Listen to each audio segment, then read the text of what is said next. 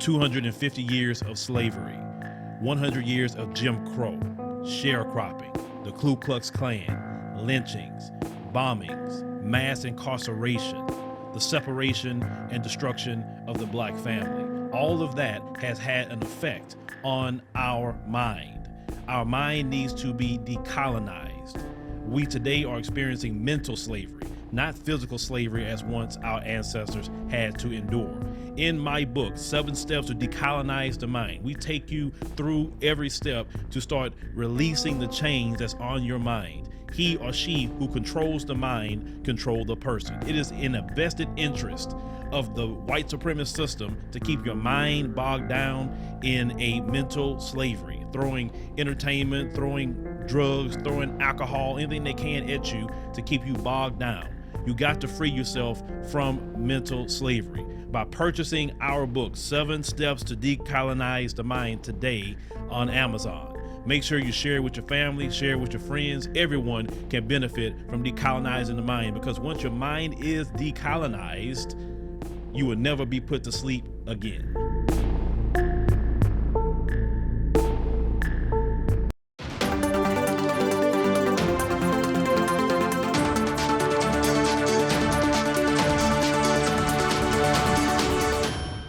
Hello fam, welcome back to the African Diaspora News Channel. I am Wongel Zelalem, bringing you the story.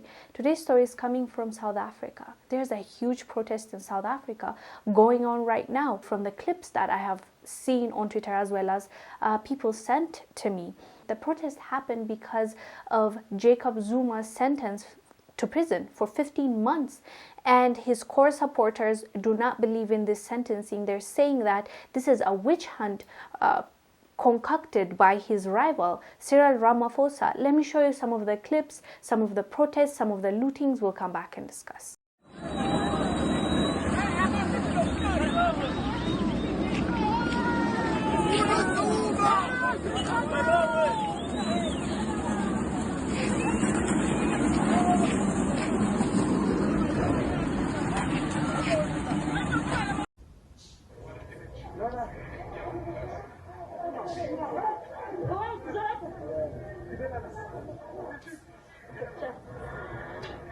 Thank you.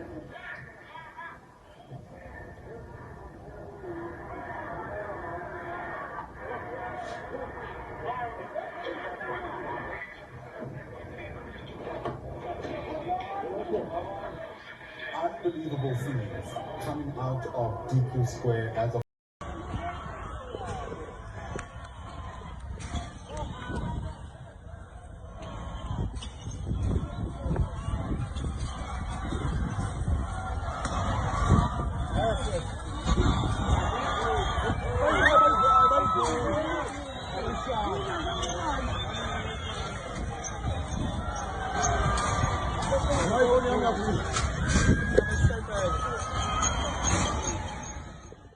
As you saw, these are the core supporters of Jacob Zuma.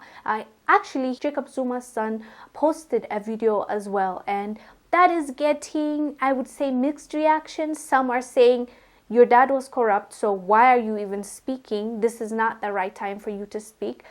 Of course, the supporters of Jacob Zuma are really happy with what the son is saying. Let me show you a clip of his son speaking. We'll come back. The arrest of Jacob Zuma is a very simple thing.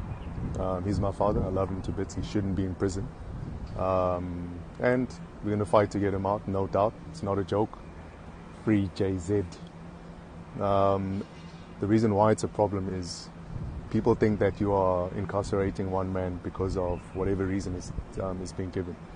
But what we need to understand is that man carries the hopes, the aspirations and the dreams of millions of people in this country. So you think you're locking up an individual that is a being on his own. That's not the case. You're locking up someone that carries a light for people. You're locking up someone that is the embodiment of what coming from. Obviously, that's his dad. He wants him to not go to jail, to prison. That's obvious. But I really tried to do some research on this, and what I found out is the reactions are mixed. And for some people, it's just the principle of it. They don't believe that Jacob should go to prison because there were so many corrupt people, so many people they could have targeted. They just targeted Jacob. So that is also an issue for some people. For some people, it's just about Jacob being innocent, and they don't believe that he should go to jail because they believe this is a witch hunt. That is created to send him to jail by the current president, Cyril Ramaphosa. That's the second. But the third type of people that I have seen and heard are really upset that this is going on in South Africa, and they don't believe that people should do that to their own properties, not necessarily their neighborhoods. They should not burn down their malls and steal from those malls because those malls have employed people, their brothers and sisters. So they don't believe doing this for Jacob Zuma is right. So they're against it. So these are the kind of posts I've been seeing and articles I've been reading. All I want for South Africa is peace, but at the same time, if something wrong is happening, I understand why people would want to go out and demand for justice to be served. So anyways, guys, do let us know down below what your thoughts are about what's happening in South Africa right now. I am Wongel Zelalem bringing you the story. I'll see you on the next one. Bye. These proceedings are concluded. This court is adjourned.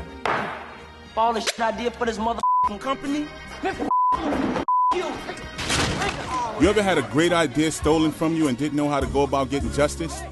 In Charles Ford's The Anatomy of a Corporate Lynching, he takes us behind the scenes of his public copyright and civil rights lawsuit against his employer, Con Edison. In this explosive page-turner, Ford writes of an idea he submitted being taken and used without credit or compensation.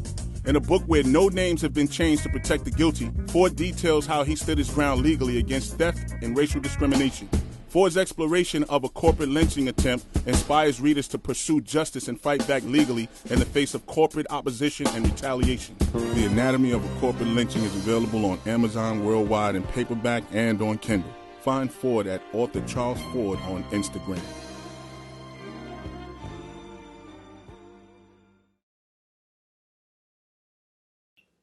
Hello everyone, please make sure you subscribe to the African Diaspora News Channel app on these platforms.